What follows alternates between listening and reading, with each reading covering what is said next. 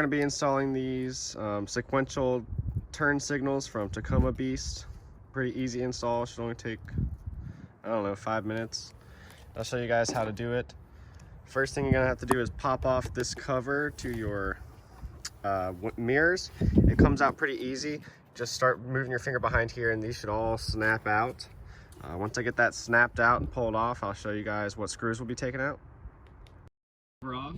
Next, we're going to be removing this screw here, so the far outside, and then the far inside screw. It'll be the same on the other side, but reversing it, so far inside and far outside.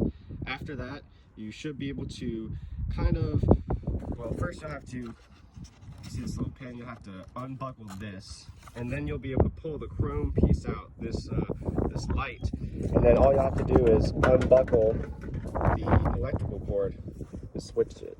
I'll show you what that looks like after it's done. All right, so we've got it out, and as you can see, I've unplugged it. Next, we will take our new lights, make sure to plug it back in, and then we'll do everything in reverse order.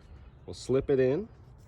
We will then use the clip to clip through this top little hole right here, and then we will re-screw in this and this, and slide the cover back over. Make sure that it's flush here and flush along the light where this weather stripping is, and then we'll test the lights and see how it looks.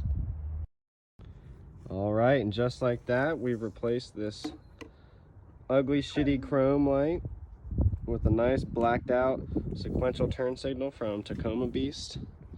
I'll pop these on and show y'all what they look like when they're running. Not only is it blacked out, it's much cooler. Sequential, so pretty awesome. Got the other one installed too on the other side, so things are looking pretty good. Very happy with the way they turned out. Very quick and easy install, much better than the stock.